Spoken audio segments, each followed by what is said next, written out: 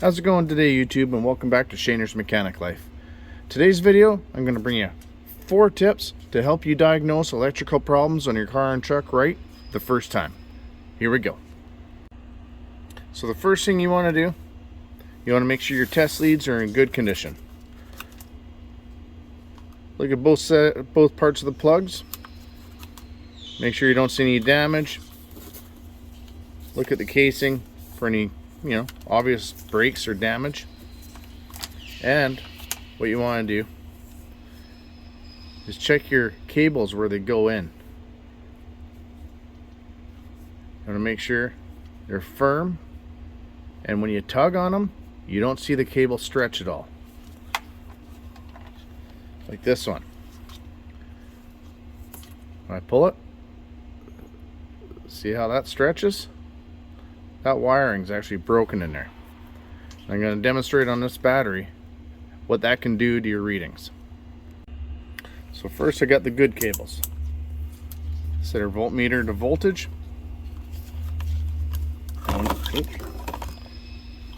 And when you put on the negative and the positive, 12.68, and it's hanging steady. Now I'm going to put those other cables on and show you the difference. Okay, so I got the faulty cables on now. As you can see, I've got the negative on, and put the positive on. You can see it's kind of fluctuating.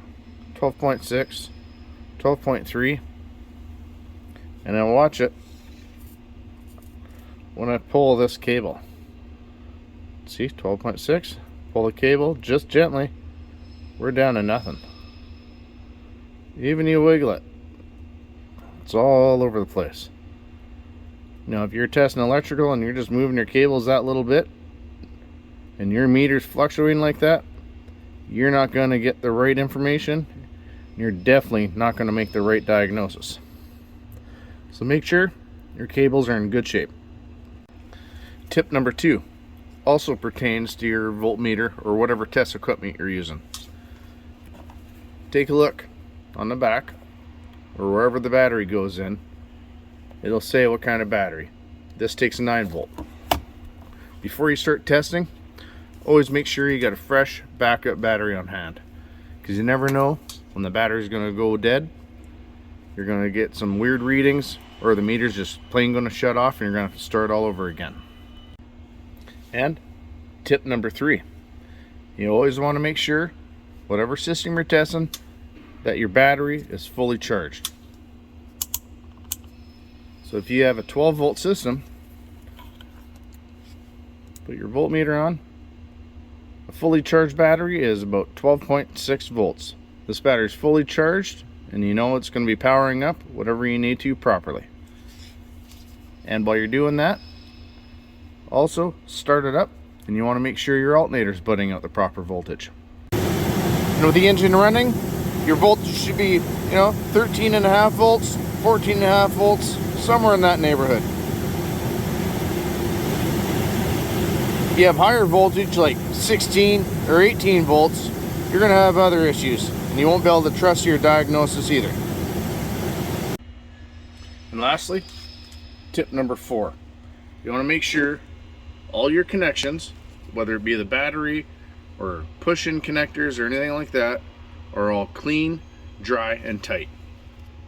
Now these look good, but you have a cable that looks something like that, and you see it's all swollen. That's going to add extra resistance to the circuit, and you're definitely going to have problems. So after all, the inside of your cable looks like that. How do you think electricity is going to flow?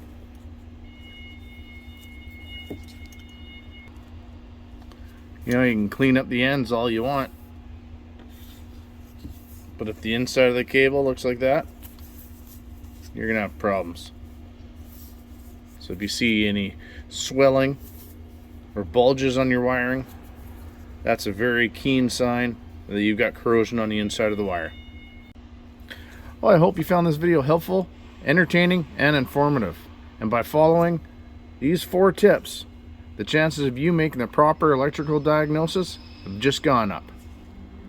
Let me know what you think in the comments section. If you like the video, hit the like button. If you want to see more like it, hit the subscribe button and notification bell in the bottom right hand corner. That way you get notified when we get new videos coming up. Well, that's it for tonight, everybody. Have a good night and keep wrenching.